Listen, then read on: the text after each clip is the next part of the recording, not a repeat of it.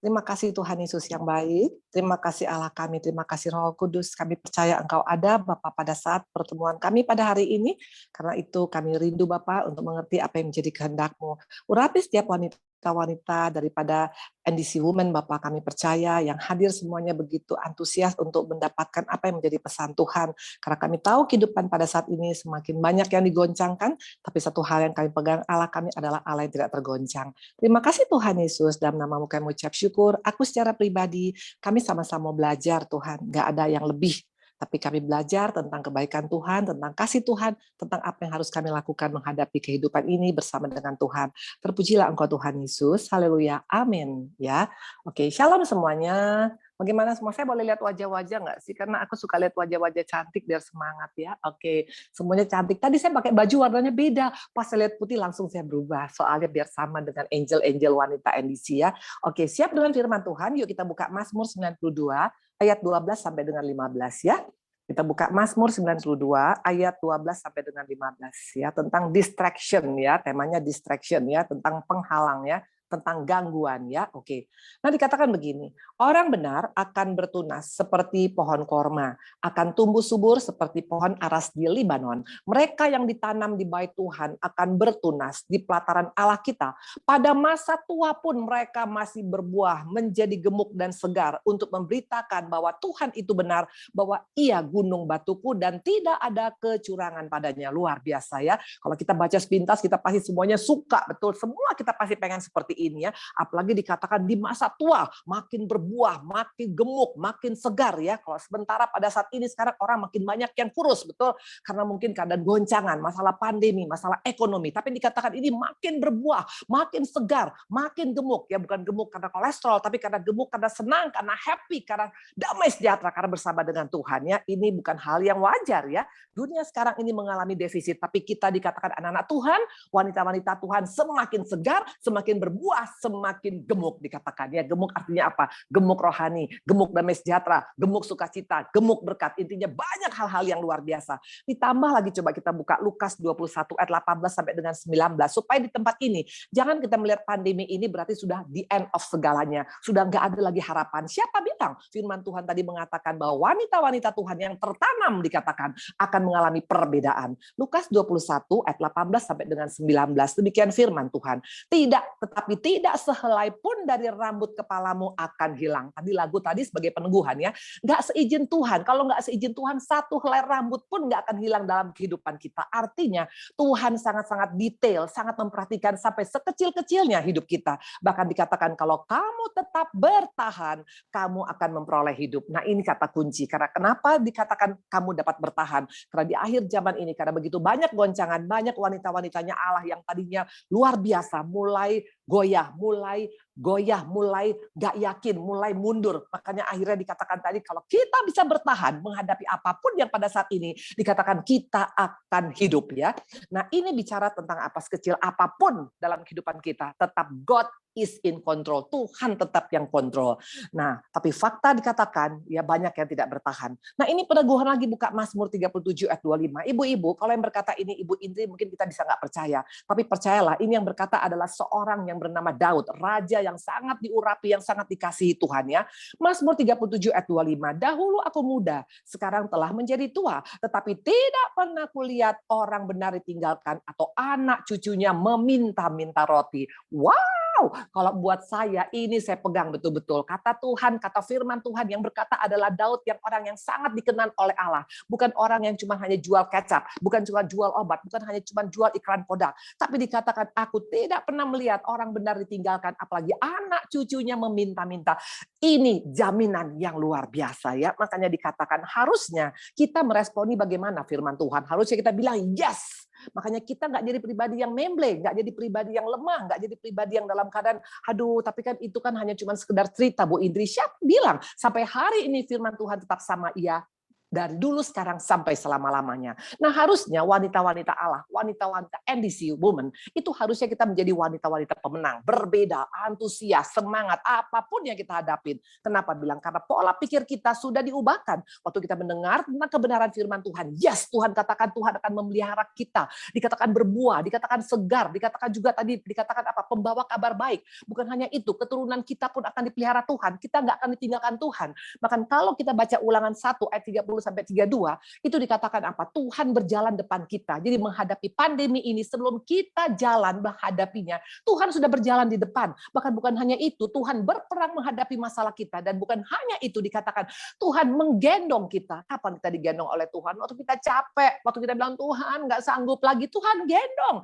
Ini luar biasa. Makanya harusnya kita menjadi pribadi yang optimis, yang antusias, yang semangat, yang punya iman yang pol kepada Tuhan. Karena Tuhan yang kita sembah bukan Tuhan yang ecek-ecek. Nah, ini bicara tentang apa? Mindset ya. Semua diawali dari pikiran ibu-ibu ya. Jadi kalau pikiran kita masih belum diubahkan, makanya nggak heran kita menghadapi segala sesuatu itu semuanya negatif ya. Tapi kalau kita punya pikiran seperti Kristus, semua pikiran kita itu akan berubah, antusias, optimis ya, semangat, itu akan menjadi pola pikir kita ya.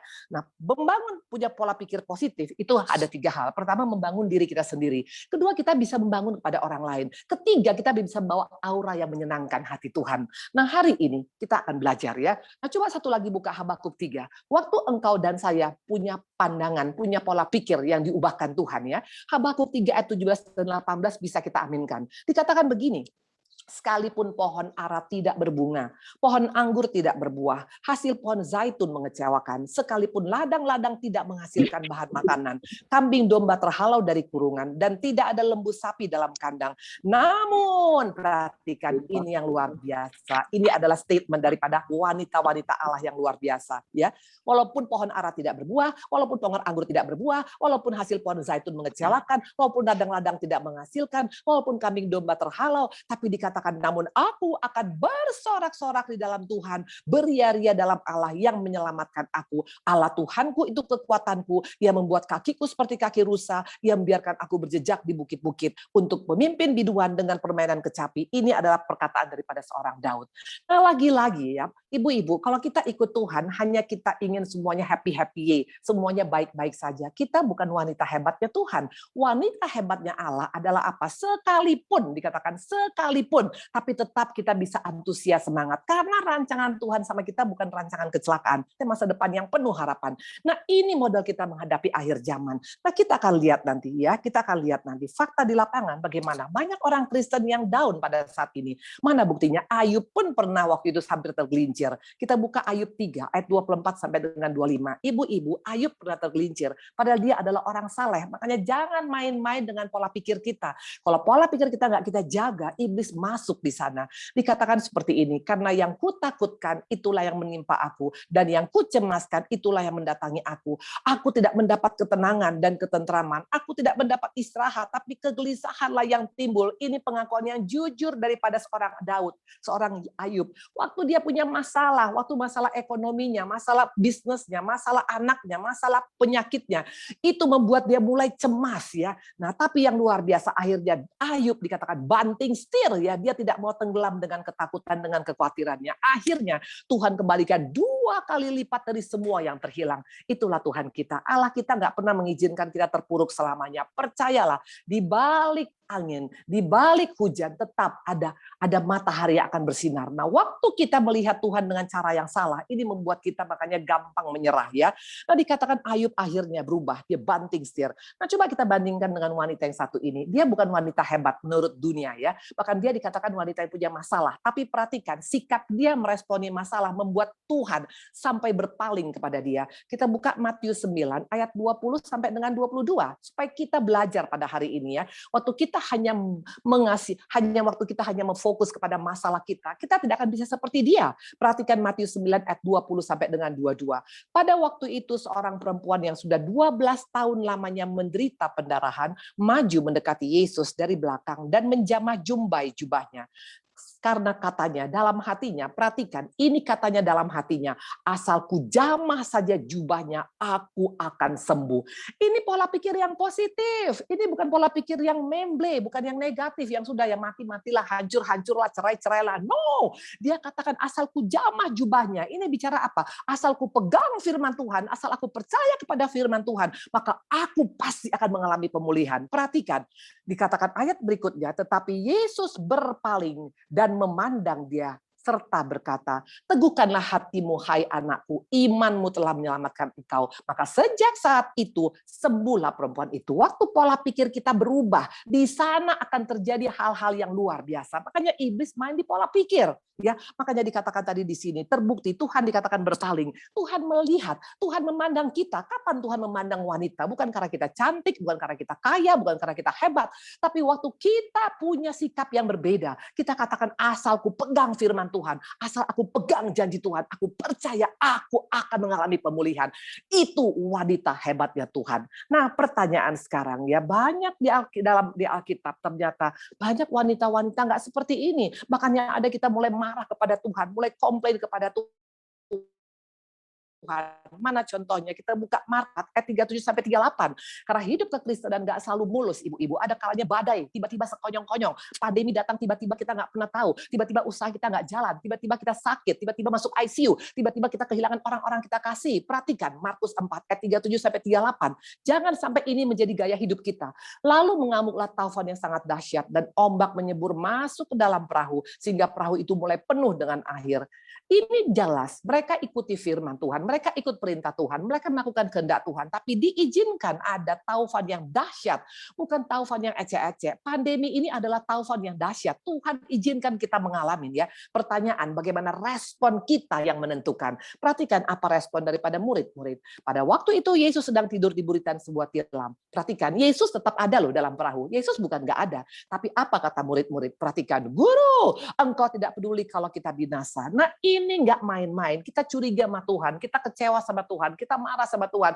Kenapa Tuhan? Kenapa ini bisa kau izinkan? Kemarin ini saya juga mengalami COVID, ya. Saya dengan suami mengalami COVID. Pertanyaan, apakah karena Ibu Indri melakukan hal yang tidak baik? No, saya ada dalam tracknya yang Tuhan inginkan. Saya mengalami COVID dengan suami. Kebetulan saya memang hanya OTG, tapi Pak Ari perburukan total. Pertanyaan, apakah waktu Pak Ari perburukan total, bahkan hampir-hampir mungkin gak ada lagi, apakah kita katakan, Tuhan, kau tidak peduli kita binasa? Nah, ini yang membuktikan apakah kita wanita Allah yang betul-betul meresponi dengan cara yang benar atau tidak. Waktu itu saya berkata seperti ini, Tuhan, aku sangat mencintai suamiku, dia adalah belahan hatiku.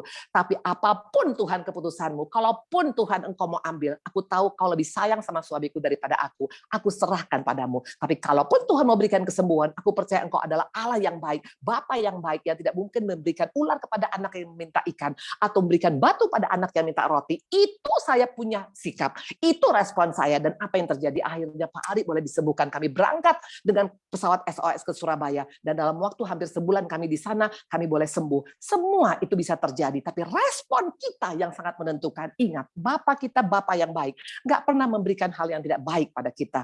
Nah, dikatakan di sini apa yang terjadi? Iblis selalu main di pikiran kita. Nah, makanya hari ini ada 6 hal yang menjadi penghalang, membuat kita nggak bisa menjadi wanita hebatnya Allah. Nah, 6 hal ini, 6 distraction ini, jangan kita simpan, jangan kita hidupi, karena waktu kita tetap menghidupinya, membuat kita akan menjadi pribadi yang kalah dan kalah dan kalah dan kalah. Saya pernah ada di sana, makanya saya mengalami kekalahan. Boro-boro menang, kalah. Dalam seri aja udah pas-pasan, ini yang ada kalah, makin terpuruk, makin terpuruk. Karena apa? Saya menghidupin penghalang-penghalang ini. Nah, yang pertama kita lihat ya, apa yang sering kalian membuat makanya banyak kita nggak bisa meresponi Tuhan dengan benar, ya.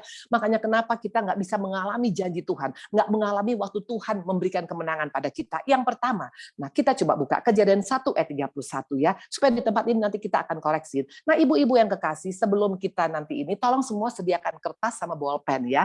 Kertas, kalau bisa kertasnya ada berapa lembar ya, kalau bisa ada 6 lembar ya, kertasnya 6 lembar, tapi kertasnya kosong, nanti dengan ada bolpen ya, nanti kita akan praktekkan ya.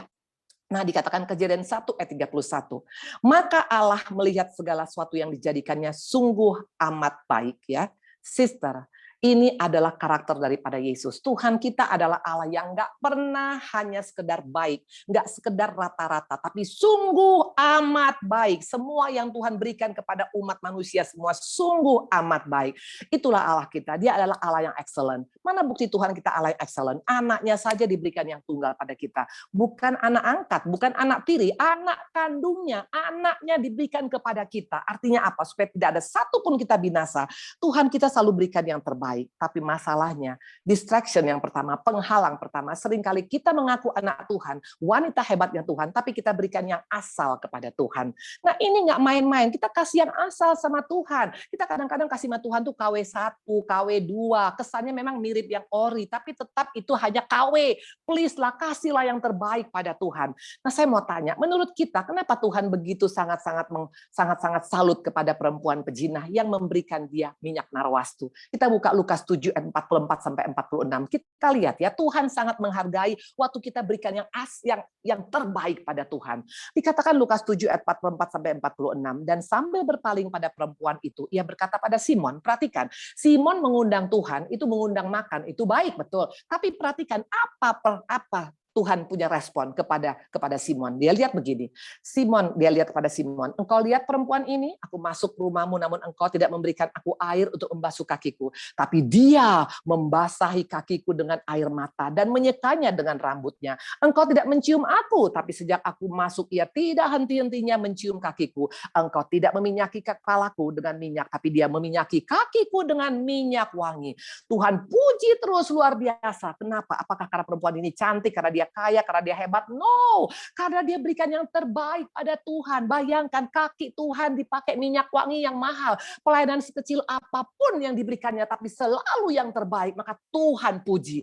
Nah wanita hebatnya Tuhan, kalau kita mau mengalami perkara besar dengan Tuhan, salah satu penghalang adalah seringkali kita berikan yang biasa-biasa pada Tuhan, yang bahkan yang asal pada Tuhan. Nah hari ini mari kita cek. Yakin nggak kita sudah berikan yang terbaik pada Tuhan? Yuk kita cek ya. Nah nanti kita akan lihat dalam menyembah.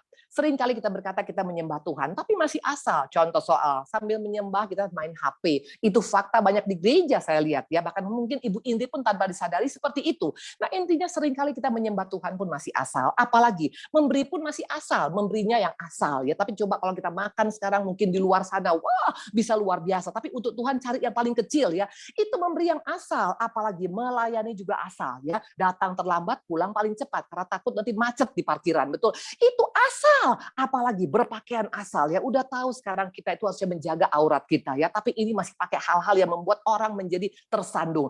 Itu berasal, apalagi bergaul asal, apalagi janji asal. Kita janji kepada orang, kita mau janji mendoakan dia, tapi faktanya kita lupa mendoakan, bahkan tidak mendoakan. Itu semua asal. Apalagi mungkin makan juga kita asal, semua kita makanin. Makanya waktu kita kolesterol, asam urat, jangan katakan Tuhan, tolong Bapak belas kasihanmu.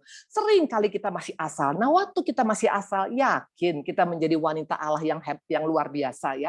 Tuhan memberikan yang terbaik. Nah sering kali penghalang kita bisa mengalami kebaikan Tuhan karena kita masih asal, pada Tuhan ingin kasih yang terbaik pada dia. Nah ibu-ibu yang kekasih, coba saya lihat wajah-wajahnya dulu ya. Coba semua kita tulis ya di kertas. Selama ini apa yang masih asal? Jujur. Nah kalau kita jujur akan cepat mengalami pemulihan ya. Karena terus terang saya secara pribadi, waktu saya sebelum bertobat 40 tahun hidup saya itu asal. Ya asal dalam pernikahan, asal dalam pergaulan, bahkan dalam bisnis pun saya asal, kompromi dengan dosa.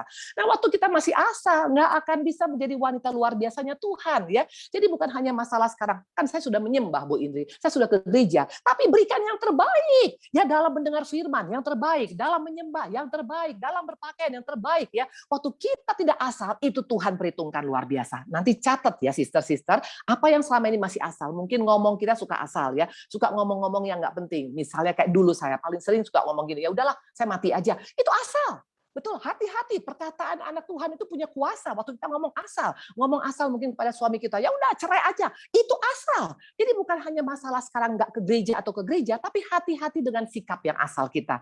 Nanti tulis semua apa yang masih asal, habis itu sudah kita tulis, kita berdoa, Tuhan semua yang asal ini mau saya buang. Kita sobek-sobek sampai dia kecil, kita buang ke tempat sampah, supaya tidak ada lagi dalam kehidupan kita.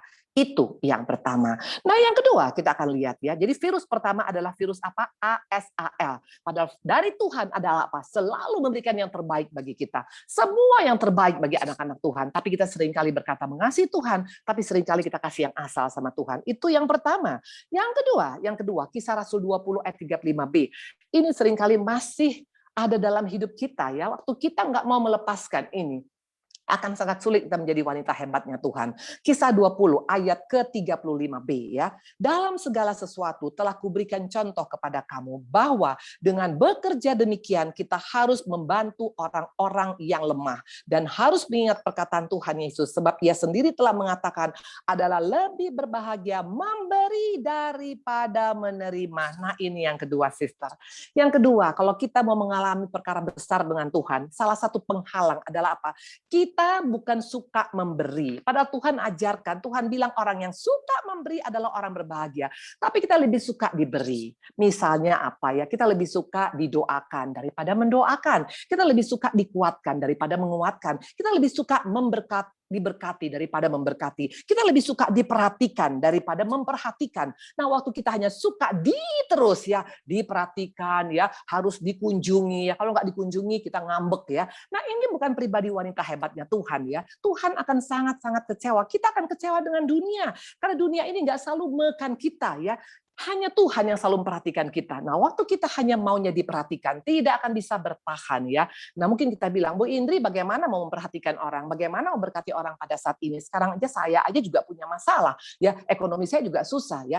Memberi bukan hanya masalah uang. Kita memberi kekuatan, memberi doa, memberi semangat, memberi nasihat ya. Bahkan juga kalau memang kita diberkati, kita memberi berkat. Kalau mungkin kita nggak diberkati, nggak ada masalah. Apapun yang bisa kau berikan dengan sukacita, itu sangat berarti di mata Tuhan. Nah, dikatakan di sini pecundang adalah apa? Orang-orang yang tidak suka memberi.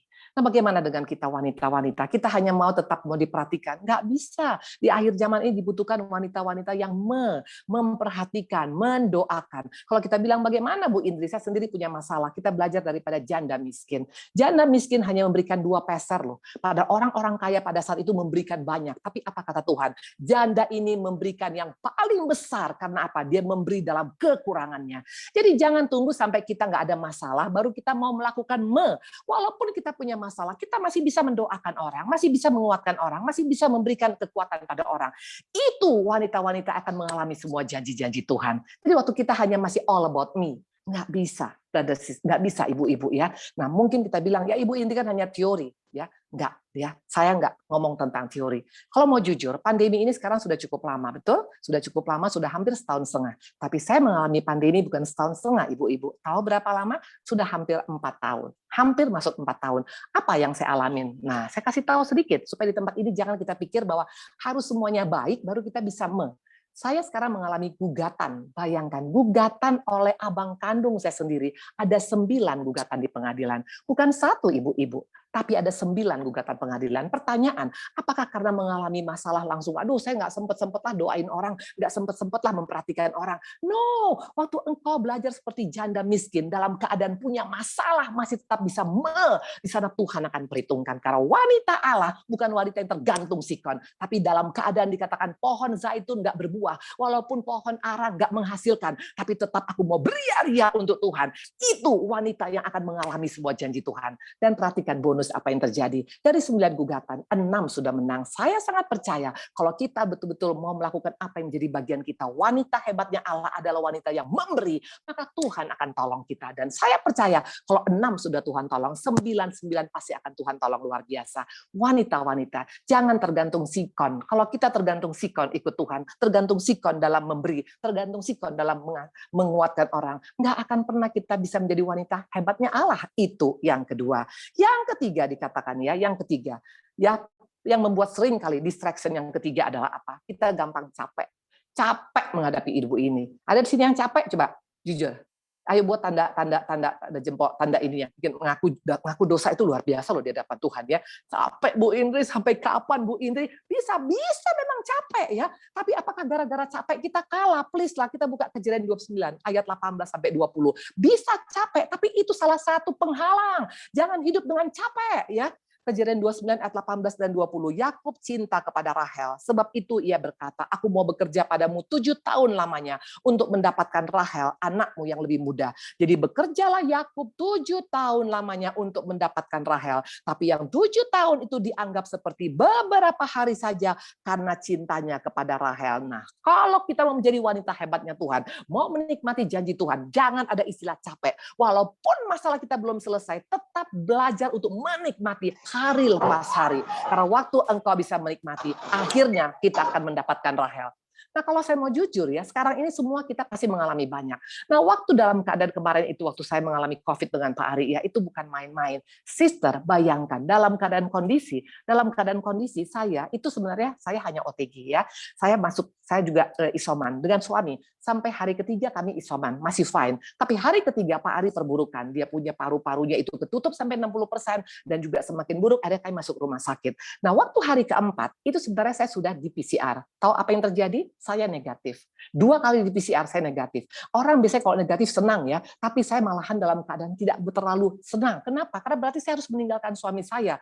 Nah, apakah nggak capek ngurus suami yang sakit? Pastilah capek. Apalagi saya punya suami luar biasa. Mungkin sister-sister di sini suaminya agak beda dengan suami Ibu Indri. Suami saya itu pendiam, apalagi sakit makin pendiam. Jadi waktu dia dalam keadaan sesak itu nggak ngomong. Waktu dalam keadaan batuk darah itu nggak ngomong. Waktu panas tinggi itu nggak ngomong. Bahkan waktu dalam keadaan nadinya rendah itu nggak ngomong, hanya diam saja. Jadi bayangkan kalau suami dalam keadaan diam, dalam keadaan di rumah sakit di ICU, itu dalam keadaan nggak ada yang mendampingin, kira-kira bagaimana? Makanya waktu itu saya terus terang, sebenarnya saya sudah capek, sister. Ya karena saya jadi suster 24 jam, bayangkan. Karena saya mesti periksa, dia punya saturasi setiap 2 jam. Karena suster hanya datang kalau di bel. Nah kalau nggak di bel, suster nggak datang. Tapi pertanyaan, apakah karena kita capek, langsung kita menyerah? No. Saya bilang, Tuhan, aku memang capek, tapi tolong Bapak gendong aku, Bapak. Saya pegang Ulangan 1 ayat 30, supaya kita bisa kuat. Nah itu tidak main-main. Sampai terakhir saya punya tensi 165. Karena terus terang, menjaga orang sakit dengan kondisi sebenarnya masih nggak terlalu sehat. Karena baru sembuh. Dan dokter mengatakan, Ibu Indri harus pulang. Karena apa? Karena ibu dalam keadaan kondisi 61 tahun tinggal di rumah sakit dikelilingi orang-orang yang COVID. Dan saya satu kamar dengan Pak Ari, mungkin nggak saya bisa kena lagi. Sangat mungkin. Karena sekarang banyak orang yang kena 2 kali, bahkan 3 kali. Bahkan ada anak rohani saya yang ketiga kali dia meninggal. Betul? Nah, sangat-sangat tidak main-main. Dan anak-anak juga waktu bilang, Mama yakin tinggal di sana. Karena terus terang Mama sudah usia loh, Mah, katanya. Tapi waktu saya percaya, Tuhan, aku memang capek. Tapi aku mau menyerahkan Engkau, Tuhan. Aku nggak mau menyerah, Tuhan. Saya berdoa, apa kata Tuhan? Stay, tinggal, dampingi suamimu. Dan saya percaya kalau Tuhan yang ngomong, itu artinya Tuhan akan bertanggung jawab. Dan saya tinggal di sana. Dan akhirnya kami berangkat ke Surabaya. Ya, kami berangkat dan di Surabaya akhirnya dikasih Gamaras itu 72 vial. Ya, intinya waktu kita capek, kita bisa kalah. Tapi waktu kita minta, waktu pas capek, Tuhan tolong aku Bapak, dengan kecapean aku ini Bapak, gendong aku Tuhan, mampukan aku Tuhan. Pasti bisa. Karena Ulangan 1 ayat 30 mengatakan, aku akan menggendong engkau. Waktu kita dalam keadaan capek, panggil namanya, minta pertolongan Tuhan, engkau dan saya pasti akan bisa. Makanya orang-orang bilang, Ibu Indri menghadapi begitu banyak tantangan nggak pernah capek. Menghadapi suami 17 tahun apa nggak capek? Menghadapi ekonomi yang goncang 13 tahun apa nggak capek? Pasti capek. Tapi waktu aku capek, aku datang kepada Tuhan dan Tuhan menggendong saya. Ini yang membedakan, sister. Maka jangan ada istilah menyerah ya. Nah, dikatakan tadi yang menjadi penghalang kita adalah kata-kata CAPEK. Capek ya. Jadi mulai sekarang, kalau ada yang capek kita tulis di kertas. Saya capek ini, capek ini, capek ini, capek ini. Tulis semuanya. Habis itu engkau sobek betul-betul sampai kecil. Jangan ada sisanya ya. Kalau ada sisanya nongol lagi nanti, betul? Nah, itu yang ketiga. Yang keempat. Ini juga distraction yang keempat ya. Yaitu adalah apa? Mengasihani diri sendiri. Ibu-ibu, mengasihani diri sendiri itu bukan rendah. Itu mengasihi diri sendiri itu berhala loh, hati-hati. Waktu kita self pity itu adalah distraction ya. Nah, coba kita lihat ya. Kita tahu cerita seorang, mungkin sister-sister semua tahu cerita seorang Lea. Tahu cerita tentang Lea? Siapa Lea? Tahu Lea? Lea ini adalah wanita yang sangat-sangat tidak beruntung menurut kita, betul? Kenapa saya berkata begitu? Karena Lea ini dikatakan wanitanya sangat biasa, betul? Tahu ceritanya ya di Kejadian 39 ya. Jadi Laban itu punya 2 anak. Yang satu namanya Rahel, cantik luar biasa. Yang kedua namanya Lea, biasa-biasa sekali. Bahkan dikatakan matanya pun tidak bersinar. Saya nggak tahu ada masalah apa dengan mata dia. Tapi yang pasti dia adalah wanita yang sangat-sangat miris kehidupannya, betul? Nah, akhirnya papanya memberikan Yakub itu seorang Lea. Tapi sampai kapanpun itu Yakub tidak pernah mencintai Lea ya. Nah pertanyaan, apakah Lea menjadi pribadi yang mengasihi diri sendiri? Karena terus terang untuk hidup dengan suami yang tidak mencintai tidak gampang. Betul ibu-ibu? Coba saya mau tanya, di sini ada istri-istri di sini yang suaminya nggak cinta sama dia, coba saya lihat wajahnya. Karena wajahnya yang nggak dicinta itu kelihatan, wajahnya seperti hidup di padang tandus, betul ya? Ya pasti akan beda, betul. Jadi bayangkan Lea ini nggak pernah mengalami cinta Yakub. Bahkan sampai dia punya 6 anak, sister. Bayangkan 6 anaknya tidak pernah. Pertanyaan, apakah Lea marah sama Tuhan? Apakah Lea kecewa sama Tuhan? No, bahkan setiap engkau baca, coba kita buka Kejadian 30 ayat 20, waktu dia melahirkan anak yang ke-6. Perhatikan, berkatalah Lea, Allah telah memberikan hadiah yang indah kepadaku. Sekali ini suamiku akan tinggal bersama-sama dengan aku, karena aku telah melahirkan 6 orang anak laki-laki baginya. Luar biasa. Nggak ada kata-kata mengeluh, nggak ada kata-kata marah, nggak ada kata-kata mengasihi diri sendiri. Mentang-mentang aku nggak dicintai, mentang-mentang muka aku jelek, mentang-mentang aku udah tua, mentang aku miskin. Nggak ada kata-kata itu dari Lea. Makanya kalau kita lihat ya, Yesus lahir dari mana? Coba kita buka Matius 1 ayat 1 sampai dengan 3. Ini kita akan kaget. Yesus lahir dari keturunan siapa? Keturunan Rahel apa keturunan Lea? Coba kita lihat. Matius 1 ayat 1 sampai 3. Inilah silsilah Yesus Kristus, anak Daud, anak Abraham. Abraham memperanakan Ishak, Ishak memperanakan Yakub, Yakub memperanakan Yehuda dan saudara-saudaranya. Yehuda memperanakan Peres dari Zerah dan Tamar, Peres memperanakan Hezron, Hezron memperanakan Ram. Saya mau tanya, dari mana Yesus lahir? Dari Yehuda. Siapa Yehuda? Anak ketiga daripada Lea. Bukan anaknya Rahel. Rahel cuma punya 2 anak, yaitu siapa? Yusuf dan Benyamin. Rahel yang cantik, yang dicintai sampai kerja 14 tahun. Nggak masuk silsilah Yesus. Tapi dikatakan Lea perempuan yang nggak dicintai. Tapi karena dia bisa bersikap tidak mengasihi diri sendiri, tidak berkata capek, makanya namanya tertulis dalam kitab kehidupan. Sister, kalau engkau mau, salah satu penghalang, salah satu distraction yang membuat kita tidak bisa sampai pada garis akhir adalah apa? Kita terlalu mengasihi diri sendiri. Mentang-mentang aku. Dulu saya ada di sana. Saya mengasihi diri sendiri terlalu berlebihan. Mentang-mentang aku seperti ini. Mentang-mentang. Makanya Tuhan nggak berkarya dalam hidup saya. Bukan Tuhan nggak mau. Saya menjadi penghalang untuk menikmati kebaikan Tuhan. Itu yang keempat. Yang kelima, Matius 16 ayat 24. Kalau engkau dan saya mau mengalami janji Tuhan, salah satu penghalang yang harus kita kalahkan adalah apa? Lalu Yesus berkata pada murid-muridnya, setiap orang yang mau mengikut aku, ia harus menyangkal dirinya, memikul salib dan mengikuti aku. Sister, waktu kita masih ego, ya all about us, ego kita tinggi ya, nggak mau kalah, nggak mau ngampuni, ya nggak mau pokoknya nggak enak aja Bu Indri. Mana mungkin saya seperti itu? Orang dia yang salah kok, dia yang mesti minta maaf pada saya. Dulu saya hidup dengan ego 40 tahun. Akibatnya hidup saya berantakan total. Saya pernah nggak mengampuni suami saya hampir berapa tahun? Hampir 8 tahun nggak bisa mengampuni. Nah pertanyaan, apakah hidup lebih baik? Ya pasti enggak. Hidup kita makin amburadul. Orang yang mau mengalami janji Tuhan itu harus bisa menanggalkan ego, bisa melepaskan ego. Bagaimana caranya Bu Indri? Bisa minta pertolongan Roh Kudus. Saya dulu orangnya sombong, arogan, ngejago, nggak pernah bisa menurut, itu ngelawan abis karena merasa paling pintar, merasa paling punya segala-galanya. Tuhan izinkan melalui proses kehidupan, akhirnya saya bisa menghilangkan ego saya sedikit demi sedikit. Makanya dikatakan dalam Yohanes, Yesus yang makin besar, kitanya makin kecil. Itu wanita Allah yang luar biasa. Dan dikatakan yang terakhir, yang keenam ya, penghalang yang keenam terakhir adalah Galatia 6 ayat 4 ya. Galatia 6 ayat 4 dikatakan begini, baiklah tiap-tiap orang menguji pekerjaannya sendiri, maka ia boleh bermegah melihat keadaannya sendiri dan bukan melihat keadaan orang lain. Sister, wanita yang hebat adalah wanita yang mau self introspection, mau koreksi diri. Penghalang kita makanya kenapa nggak mengalami pemulihan, karena kita tidak mau koreksi diri. Yang ada kita selalu menyalahkan dunia ini, menyalahkan suami, menyalahkan anak, menyalahkan orang tua, menyalahkan mertua, menyalahkan gembala, menyalahkan bos kita, bahkan menyalahkan presiden kita, menyalahkan Tuhan. Waktu kita masih menyalahkan orang, nggak akan bisa. Itu adalah penghalang-penghalang yang membuat kita tidak akan bisa mengalami janji Tuhan. Ya, nah jadi dikatakan tadi di sini ada 6 penghalang ya. Nanti boleh bertanya pada saya ya. Karena kenapa saya katakan ada 6? Karena saya dulu ada 6 di sini. 6 penghalang ini ada dalam hidup saya. Yang pertama, hidup saya asal. Asal dalam hal apapun saya asal. Dalam rumah tangga asal ya. Saya bahkan pernah menikah dan bercerai. Itu asal. Untung masih dapat kasih karunia Tuhan. Dalam pergaulan asal. Saya hidup gimana saya. Makanya semua asal yang saya berikan pada Tuhan. Makanya berbau busuk di mata Tuhan. Tapi Tuhan itu baik. Waktu kita datang kepada Tuhan, makanya dikatakan salah satu distraction adalah tidak mau mengakui kesalahan. Waktu kita mengakui kesalahan, apa kata Tuhan?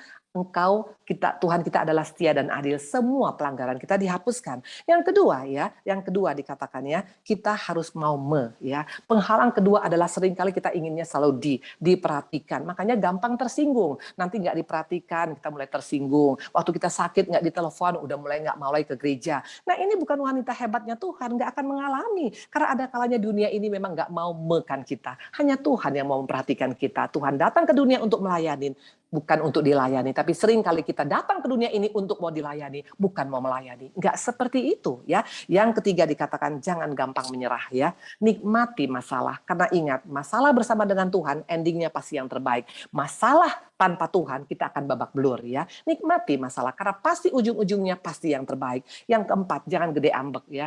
Jangan mengasihi diri sendiri terlalu besar. Dulu saya orangnya terlalu mengasihi diri sendiri. Makanya nggak heran, nggak bisa mengalami apa-apa. Yang kelima dikatakan ya, ego. Bisa kita kalahkan ego. Dan yang keenam, aktifkan hati nurani. Kalau kita ditegur oleh Tuhan hari ini, katakan Tuhan, ini aku Tuhan.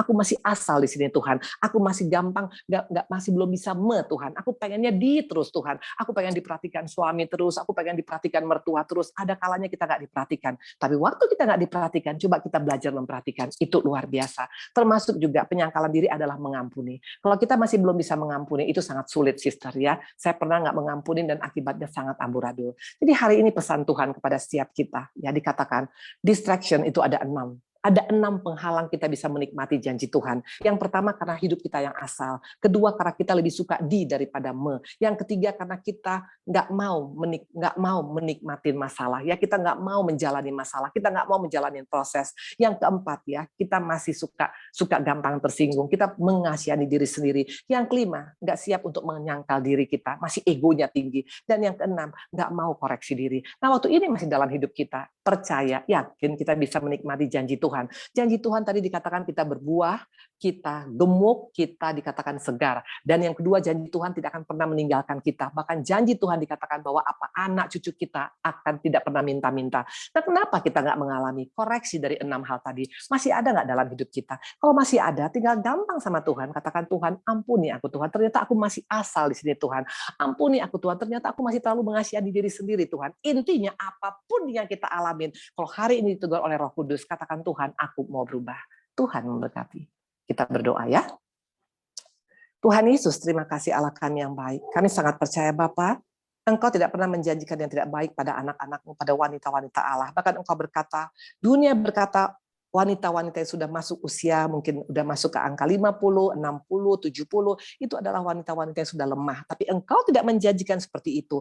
Engkau berkata kami semakin luar biasa. Kenapa bisa? Karena kami tidak hidup dengan 6 penghalang tadi. Kami nggak mau menjadi pribadi-pribadi yang mengasihani diri sendiri. Nggak mau jadi pribadi yang hanya ingin supaya diperhatikan saja. Nggak jadi pribadi yang hanya mau asal saja. Kami mau berubah Tuhan. Dan kami percaya kalau kami bisa berubah, maka keturunan kami akan mewariskan hal-hal yang luar biasa. Pakai kami sebagai wanita Bapak untuk mewariskan yang terbaik bagi anak cucu kami dengan menjadi wanita Allah yang luar biasa, yang responsif dan juga yang punya pola pikir yang selalu antusias dan positif untuk Engkau. Kami mau belajar daripada perempuan pendarahan Bapak. Dia berkata asalku jamah saja jubahnya, aku pasti akan sembuh. Kami mau berkata hari ini, asalku pegang janji Tuhan, maka aku akan mengalami pemulihan daripada Tuhan.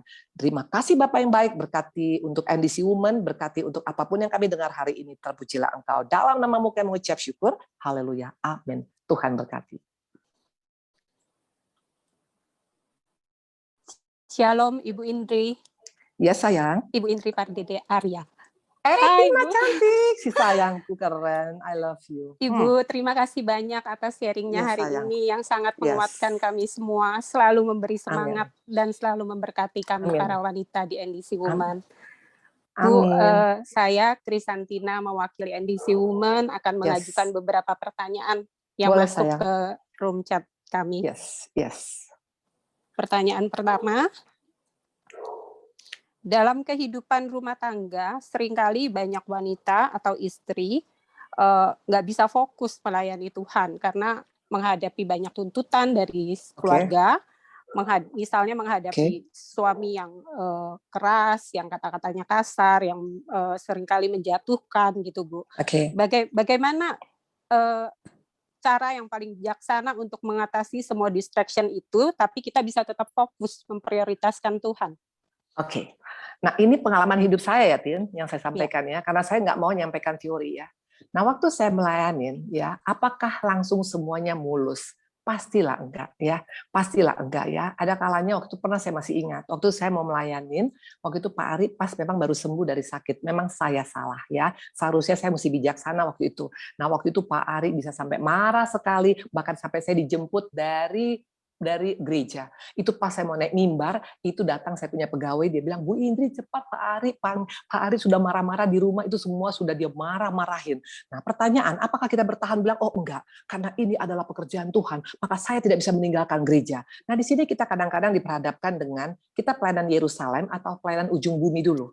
Nah, kalau saya pegang pelayanan Yerusalem akan mengubahkan segala sesuatu. Memang kadang-kala orang berpikir, loh, kok gitu? Berarti mentuhankan suami? Bukan. Karena bagaimana kita bisa menangkan suami yang belum bertobat kalau kita hanya cuman pakai teori, pakai kasih itu bisa menangkan segala sesuatu. Akhirnya saya pulang dan suami saya bilang apa? Kamu memang pergi-pergi terus. Saya tidak ada menjawab sama sekali dan saya ambil keputusan 2 tahun saya tinggalkan pelayanan. 2 tahun saya tinggalkan pelayanan, semua saya cancel. Saya ambil keputusan Tuhan, ampuni aku. Ternyata aku salah. Selama ini aku keluar terlalu jauh, tapi aku lupa Yerusalem saya. 2 tahun saya tinggalkan. Total saya cancel semuanya pelayanan. Dan apa yang terjadi? Suami saya mulai melihat ada seorang istri yang mendampingi. Nah dia bertobat bukan karena khotbah. Dia bertobat karena melihat perubahan daripada istri. Karena waktu Yerusalem kita layani. Di sana kita dipercayakan Tuhan sampai ujung bumi. Jadi please, kalau memang suami masih belum izinkan, nggak ada masalah. Pelayanan kan bukan hanya harus keluar. Kita bisa melayani melalui doa. Apalagi pada saat-saat sekarang ini. Wah, ini paling gampang melayani orang melalui WA, melalui Zoom, melalui doa.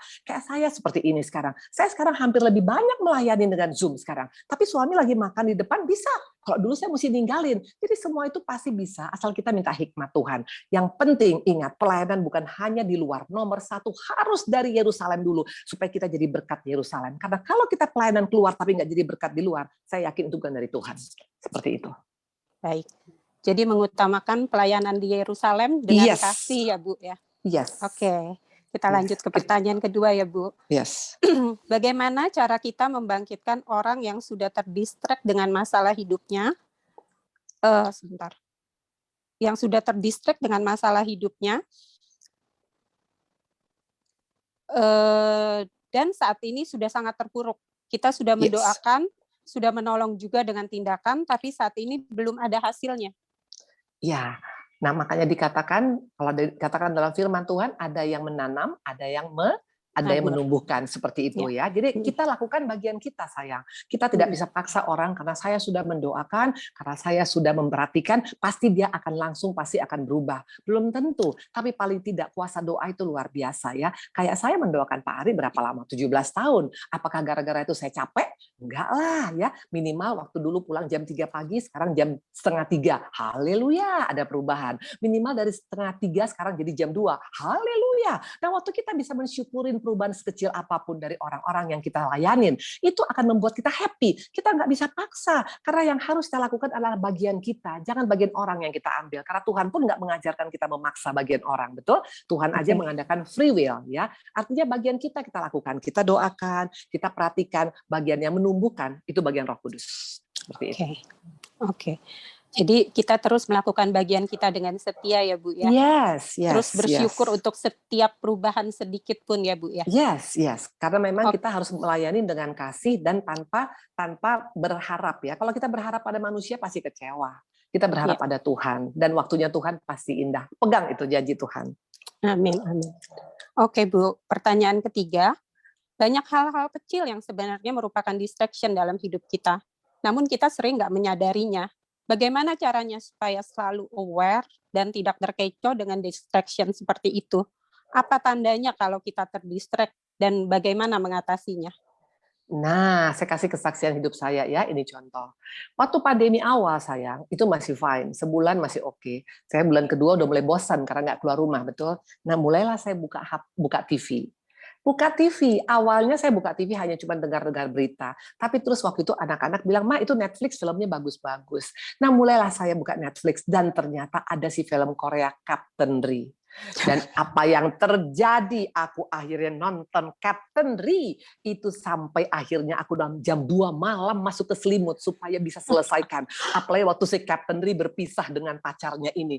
Nah, itu distraction sayang. Nah, waktu saya mau mencoba untuk menyiapkan firman, itu nggak masuk satupun. Itu sama sekali nggak masuk. Karena apa? Tuhan kita Allah yang cemburu. Waktu kita sambil nyambi, sambil nyiapkan firman, sambil nonton film, atau nyiapkan firman sambil terima telepon, atau nyiapkan firman sambil mungkin santai-santai melakukan segala sesuatu, nggak akan Tuhan ngomong sayang. Di sana saya sadar, saya bilang, ampuni aku Tuhan, bayangkan bisa berjam-jam saya mempersiapkan firman, tidak dapat satu pun. Karena apa? Sudah terdistract dengan tadi si Captain Ri. Ya, nah artinya kita yang tahu ini membuat aku makin dekat sama Tuhan atau enggak. Nah waktu kita melihat ini kegiatan kita makin membuat jauh, harusnya kita cepat aware karena Roh Kudus tuh ngomong kok. Tapi kalau kita bilang, tapi saya kayaknya nggak ngerasa Bu Indri, itu kembali pada diri kita masing-masing. Tapi orang yang bergaul intim dengan Tuhan itu bisa kerasa. Waktu ini yang dilakukan, apakah ini mendistract atau tidak, seperti itu. Oke, jadi kita harus peka ya Bu, apakah segala Yes. sesuatu itu membuat kita semakin bertumbuh, semakin dekat, atau mulai mencuri waktu kita dengan Tuhan ya Bu? Yes. Jadi Contoh kita soal bisa satu lagi. mengantisipasi ya? Iya, contoh soal waktu itu. Saya kalau ke Medan, itu saya mulai kerja. Itu urusannya semuanya hanya urusan cuma ngitung duit, segala macam. Memang Alkitabnya ada di meja, tapi itu saya nggak dapat apa-apa. Nah, jadi memang kita mesti betul, bukan kita bilang 24 jam sama Tuhan ya, tapi please lah, jangan itu yang lebih daripada kepada Tuhan. Makanya kasih waktu yang terbaik bagi Tuhan, supaya kita tetap tidak terdistract ya. Nanti Tuhan akan ingatkan, karena makin kita jauh daripada dari Dia, itu makin distract, itu makin nggak kerasa apa-apa sayang, seperti itu. Iya. Oke, melatih kepekaan ya Bu. Yes. Oke, yang keempat, bagaimana cara kita sebagai wanita Allah mengubah orang-orang di sekeliling kita yang selalu negative thinking agar tidak terpuruk pada saat mengalami distraction? Oke, kayak tadi yang saya bilang sayang, kita nggak bisa ngubah orang ya. Kalau kita dengar firman itu bukan untuk orang, untuk kita. Nah, yang harus dirubah harusnya kita. Waktu orang ini masih tetap mengganggu, kita terusik apa enggak? Nah, kalau kita yang terusik, berarti kita yang problem, betul? Ya kayak misalnya ini orang kenapa sih menyebalkan banget ya? Dasar ributnya. Aduh, nah kita berarti yang masalah, bukan dia. Dia sendiri mungkin nggak ngerasa terusik, kita yang terusik. Nah, kita yang perlu dibereskan dulu. Jadi seringkali kadang-kadang kita salah fokus. Kita pikir itu orang bermasalah, padahal kita rupanya ternyata juga bermasalah karena kita tanpa disadari terusik. Jadi nggak bisa berdoa gara-gara dia. Jadi pikiran kita jadi kemana-mana gara-gara dia. Nah, sama seperti waktu kita misalnya sekarang orang yang jahat sama kita. Nah, waktu kita nggak ngampunin, sebenarnya yang bermasalah itu kita loh. Karena kita yang terganggu, terdistract, betul? Orang itu mungkin udah lupa kesalahannya. Kita yang masih ingat tentang dosa dia. Nah, yang terdistract siapa? Bukan dia yang jadi distraction. Kita yang terdistract oleh kelakuan kita yang nggak siap untuk kita melepaskan ego tadi, seperti itu. Jadi seringkali kita salah. Kita pikir orang, padahal kita seperti itu. Sesuai dengan yang tadi Ibu sampaikan ya, 6 distraction yang terakhir ya Bu. Self-introspeksi. Iya, self-introspection. Makanya kalau kita nggak pernah introspeksi diri, harusnya begini, kenapa ya gue jadi marah-marah sama dia, laki gue misalnya, nah saya terus terang pernah sekali, ini saya cerita ya sama kalian ya, saya pernah sekali saya pulang pelayanan capek, nah terus suami saya bilang begini, yuk In, kita makan ya, oke, kemana? Padahal saya masih baru pulang dari luar kota, tuh capek lah ya. Nah terus udah gitu, sampai akhirnya waktu pas lagi makan itu di restoran, itu suami saya main HP terus. Nah bayangkan, udah saya capek, saya pikir minimal karena dia pengen ditemenin, ternyata main HP terus. Nah pertanyaan, kalau orang yang terdistract itu pasti bilang, dasar udah gue capek-capek. Tapi saya bersyukur, saya bilang, terima kasih Tuhan. Jadi dengan dia main HP, minimal aku bisa istirahat, gak usah ngomong dulu. Beda kan? Bagaimana melihatnya ya Bu ya? Iya, bagaimana cara kita melihat. Makanya kalau kita terlalu mengasihan diri sendiri, dikit-dikit semua dasar, dia nggak tahu gue capek. Nah, akhirnya kan kita yang rugi. Tapi kalau kita bilang, aduh Tuhan terima kasih, Tuhan baik banget dengan dia main HP terus. Jadi saya bisa minimal bisa diam, aku bisa menikmatin kecapeanku ini dengan aku nggak terlalu banyak ngomong. Karena kalau kita mesti banyak ngomong kan agak capek juga kan. Tapi dengan kita diam kan kita bisa break. Nah, ini yang sering kali makanya pola pikir, kembali ke pola pikir. Pola pikir pemenang itu nggak selalu negatif. Dia selalu melihat positif dalam apapun yang tidak enak. Seperti itu. Yes. Luar biasa Bu, sangat memberkati. Semua sharing dan jawaban atas pertanyaan Ibu membukakan kami lebih lagi pengertian-pengertian yang baru. Dan selalu memberikan semangat, selalu menguatkan. Saya secara pribadi sangat diberkati banget dengan mentor seperti Ibu. dalam Amin, melewati amin. berbagai distraction di dalam kehidupan ya. saya. Terima kasih banyak, Bu. Tapi itu kembali, Tin. Itu karena Tina mau meresponin. Nah, begini, ada kadang-kadang ada bisa banyak masukan, tapi waktu kita nggak mau menerima, ya itu susah. Misalnya kita masih tetap dengan ego kita, ya nggak bisa dong seperti itu, Bu Indri. Kalau Ibu Indri kan nggak merasakan kayak waktu Tina, ya waktu kehilangan Dede, ya. Nah, engkau sangat sedih. Nah, kita harus bisa merasakan teman itu waktu sedih, waktu dia lagi menangis. It's okay, jangan bilang ya nggak bisa. Kamu tuh sebagai anak Tuhan mesti kuat. Loh, ada kalanya memang kita nggak kuat. Seperti Musa pernah nggak kuat, maka dia bilang tolong tangan gue pegel, makanya ditopang sama Hur dan Harun. Nah, bagian kita anak-anak Tuhan, jangan paksakan karena orang beriman nggak boleh sedih. Bolehlah sedih. Yesus juga pernah sedih kok. Makanya kalau lagi sedih, sedih aja nangis. Kalau misalnya mau jerit, jerit aja. Saya pernah seperti itu, Tin. Waktu aku dalam keadaan sangat betul-betul bebannya berat. Itu saya buka mobil, saya bilang sama suami, yuk kita jalan-jalan. Saya buka mobil, wow, saya menjerit seperti itu. Akhirnya lega pulang sampai ke rumah. Jadi it's normal. Jangan malu untuk mengatakan saya pernah tertekan, ya. Saya pernah dalam keadaan capek. It's okay, tapi jangan tinggal di dalamnya. Itu kata kuncinya. Ya. Tapi kita nggak pernah bisa kuat dan hebat dengan sendiri, Bu. Memang kita perlu mentor yang untuk mendampingi kita, dan kita perlu selalu berada di komunitas yang benar. Nah, supaya kita pandangan kita, pola pikir kita benar jadinya, Bu. Jadi kita belajar dari Tuhan Yesus. Tuhan waktu dalam keadaan mengalami pergumulan yang berat di Getsemani, dia bawa 3 loh. Untuk menopang dia, itu anak Allah loh, perlu ditopang. Siapa kita nggak perlu ditopang? Makanya ibu-ibu jangan jaim waktu engkau punya masalah. Ya kayak saya waktu Pak Ari kemarin, waktu pas koma, waktu Pak Ari koma, itu terus terang saya telepon semuanya gereja-gereja di mana saya pelayanan. Tolong topang suami saya lemah di sini, saya lemah. Nah, akibat topangan doa apa yang terjadi? Pak Ari 7 hari kemudian bisa sadar. Nggak main-main. Jadi jangan malu untuk ngasih tahu kalau kita punya masalah. Nanti kalau orang ngomongin apa Bu Indri, bukan urusan kita. Ya, kalau dia gosipin nanti kayak Miriam bisa kena kusta loh. Ya, jadi bagian kita jangan terlalu takut nanti apa kata orang. Kan saya hamba Tuhan. Nanti kalau orang tahu saya lemah bagaimana? Please, ya buktinya apa? Ya seorang Elia, ya dia sendiri pernah mau mati rasanya waktu di Isabel, waktu mengancam dia. Isabel bilang apa? Kau akan mati seperti nabi-nabi Baal. Dia pernah dalam keadaan down, pernah. Jadi nggak usah takut kalau kita pernah down, hanya jangan tinggal dalam down terus. Itu kata kunci. Amin, amin. Bu, satu lagi boleh, Bu? Boleh sayang, boleh. Bagaimana kita bisa merasakan bahwa janji firman Tuhan dalam Yeremia 29 ayat 11 itu berlaku bagi kita, sedangkan kenyataannya sepertinya kita jatuh di dalam berbagai-bagai masalah bertubi-tubi. Seperti yang Tina alami lah, Bu, berterus-terus begitu kan. Bagaimana kita bisa percaya bahwa kita akan menerima janji Tuhan.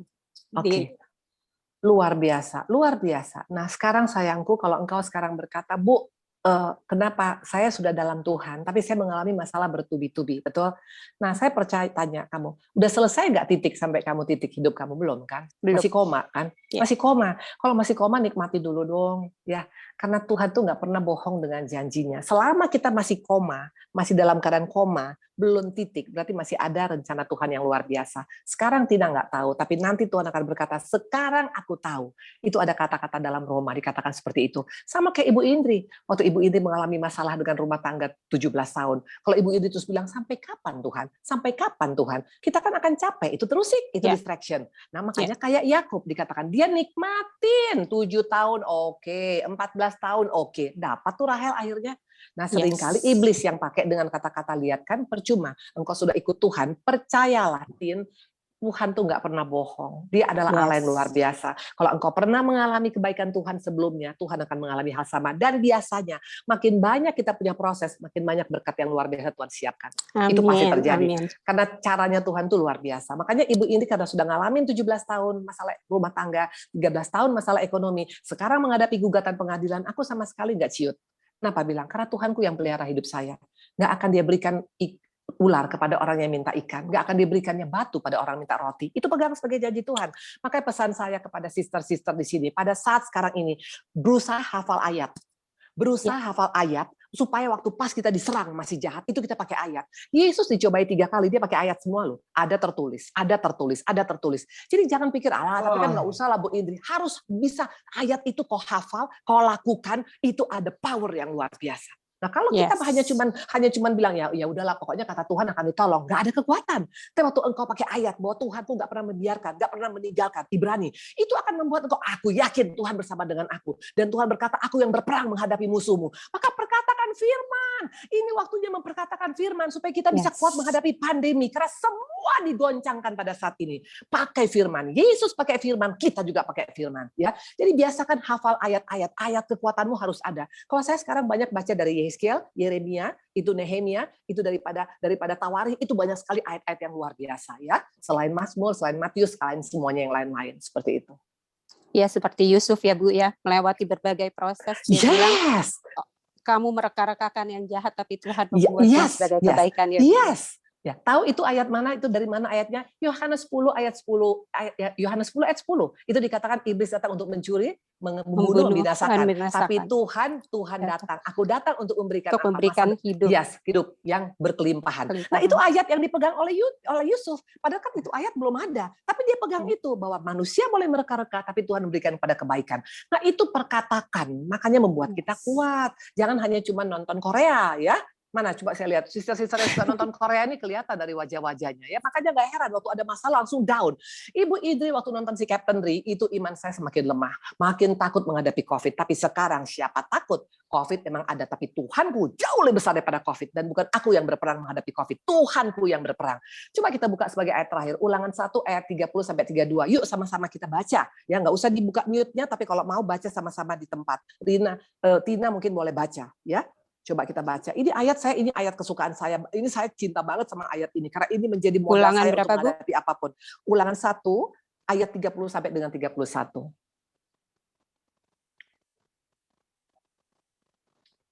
Baca pelan-pelan ya. Ayat 30 sampai 31 ya, Bu? Yes. Bentar ya. Tuhan Allahmu yang berjalan di depanmu. Dialah yang akan berperang untuk. Stop dulu sayang. Tuhan Allahmu yang berjalan di depanmu. Perhatikan, Tuhan jadi perisai kita. Kita ingat kalau presiden misalnya mau kemana-mana, sebelum dia masuk pas pampres kan, yang untuk memonitor kan, apakah ada bom, apakah ada sesuatu hal yang membahayakan. Bayangkan, Tuhan kita sudah ada sebelum pandemi ada di Indonesia. Dia mau cek supaya dia yakinkan bahwa anak-anaknya pasti akan mengalami hal peluputan-peluputan. Itu yang pertama, Tuhan ada di depan kita, perisai kita. Yang kedua, Dialah yang akan berperang untukmu, sama seperti yang dilakukannya bagimu di Mesir di depan matamu. Yes, stop sampai di sana. Yang berperang siapa menghadapi pandemi? Bukan Tuhan. Kita. Tuhan yang berperang. Makanya kalau kita masih merasa aku harus ini, bagaimana nanti bayar uang sekolah? Bagaimana? Please lah, Tuhan yang berperang. Seringkali kita pikir semua all about us, bukan kita lagi di sini karena ini peperangan Tuhan. Ya, menghadapi si jahat ya. Makanya kalau engkau nggak baca ini, kita pikir yang perang ini kita dengan si COVID. Bukan. Kita kalau dalam Tuhan yang berperang bukan kita lagi. Nah, yang ketiga, baca. Dan di padang gurun, di mana engkau melihat bahwa Tuhan Allahmu mendukung engkau, seperti seseorang mendukung anaknya sepanjang jalan yang kamu tempuh, sampai kamu tiba di tempat ini. Bayangkan sampai tiba, artinya sampai selesai. Apa arti didukung? Artinya digendong oleh Tuhan. Apa arti digendong? Waktu kita capek, nggak kuat Tuhan. Sampai kapan Tuhan aku begini? Waktu kita capek, makanya panggil nama Dia. Ada kuasa dalam nama Yesus. Yesus. Engkau panggil nama Dia, Dia langsung menggendong kita. Makanya ada kelegaan, ada ketenangan, walaupun masalah belum selesai. Ayat 33, baca lagi. Satu lagi. Yang berjalan di depanmu di perjalanan untuk mencari tempat bagimu, di mana kamu dapat berkemah dengan api pada waktu malam dan dengan awan pada waktu siang, untuk memperlihatkan kepadamu jalan yang harus kamu tempuh. Yes, Tuhan kasih kita hikmat. Yes. Ada hikmat tiang awan dan hikmat tiang api. Makanya kita bisa memutuskan yang nggak salah di zaman akhir ini. Kita bisa tahu, pas ada pilihan, 2-3 pilihan, kita bisa tahu apa yang harus kita lakukan. Karena ada tiang awan dan tiang api. Ini hikmat Tuhan. Jadi bayangkan ada 4. Pertama, Dia sebagai perisai kita, di depan kita berjalan. Kedua, dia yang berperang. Ketiga, dia gendong kita waktu capek. Keempat, dia berikan hikmat. Apalagi yang kita takutkan, ibu-ibu. Makanya hari ini, ayo segala distraction yang mengganggu kita, itu tidak lagi bisa menghalangi tuntutan kita pada Tuhan. Ya, Ibu Indri distractionnya banyak banget. Banyak banget. Kalau saya ceritakan 3 hari 3 malam sama kalian. Tapi aku tidak peduli, karena aku tahu yang berperang bukan aku lagi. Tapi Tuhanku selamat. Aku berjalan bersama dengan Tuhan. Itu kata kuncinya. Amin. Amin. Amin. Sungguh sangat diberkati. God will fight for us ya, Bu. Yes. Yes. Amin. Thank you, Ibu. Tuhan berkati pelayanan Ibu beserta Pak Arya dan seluruh keluarga. Sehat-sehat terus ya, Bu ya. Makasih Tina sayangku. Tuhan pakai semakin heran dan sebagai dahsyat jadi kemuliaan Tuhan ya, Bu. Amin. Amin.